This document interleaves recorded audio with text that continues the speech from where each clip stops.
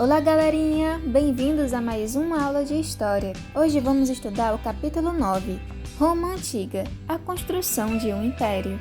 Roma foi fundada há mais de 2.800 anos, a partir da união das várias cidades à margem do rio Tibre, onde hoje conhecemos como Itália. Diz a lenda que a origem de Roma ocorreu com dois irmãos criados por uma loba, Rômulo e Remo. Segundo essa lenda, os irmãos gêmeos Rômulo e Remo foram colocados ainda bebês dentro de um cesto e abandonados no rio Tibre. A correnteza fez os irmãos irem parar junto ao Monte Palatino, onde foram encontrados e amamentados por uma loba e depois criados por um pastor. Em 753 a.C., Rômulo e Remo fundaram uma cidade no monte em que foram encontrados. Essa cidade era Roma. Os dois irmãos, porém, lutaram para decidir quem ia ser o rei. Rômulo matou Remo e tornou-se o primeiro rei de Roma.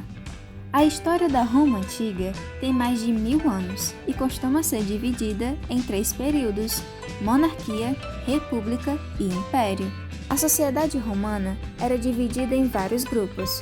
Os patrícios eram o grupo mais poderoso, pertenciam à nobreza, eram políticos e militares. Os plebeus formavam a maior parte da população, eram artesãos, camponeses e trabalhadores. Os escravos não tinham direitos e eram considerados propriedade do império. Durante a monarquia, Roma era governada por reis. Os últimos reis de Roma pertenciam aos povos etruscos. Durante os governos etruscos, a cidade de Roma se fortaleceu. Foram construídas muralhas, pontes, praças, casas de pedra e redes de esgotos.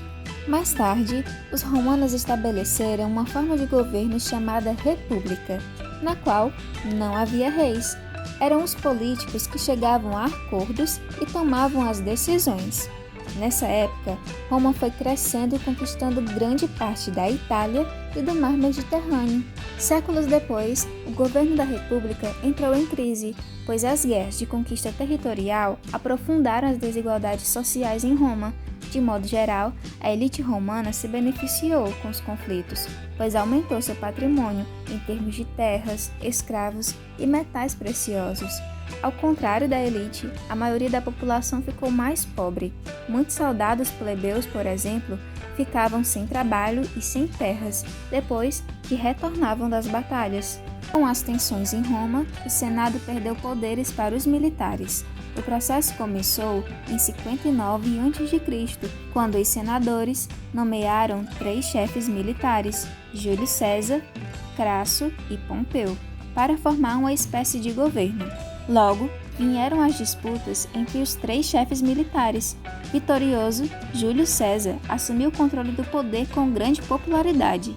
Durante o governo de César, foram feitas obras públicas, reorganizou-se o governo, distribuíram terras aos cidadãos com as famílias maiores, entre outras medidas.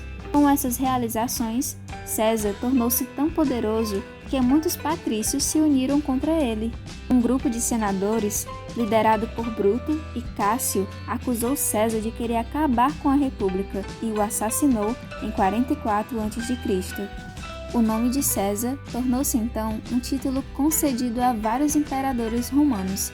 Algumas frases que ao longo do tempo tornaram-se famosas são atribuídas a Júlio César, como por exemplo, "A sorte está lançada". Ele teria dito ao cruzar o rio Rubicão em 49 a.C., marchando contra as tropas de Pompeu. Já as suas últimas palavras teriam sido "Até tu, Brutus", dirigindo-se a Bruto, que liderou a conspiração de seu assassinato. Com a crise da República, começou uma etapa conhecida como Império Romano. Nele, o imperador tinha o poder e era assessorado pelo Senado.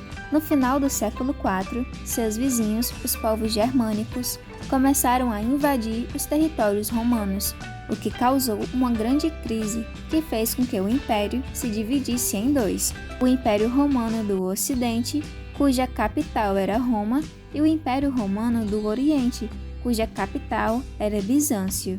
Dessa maneira, seria mais fácil gerenciar um território tão grande.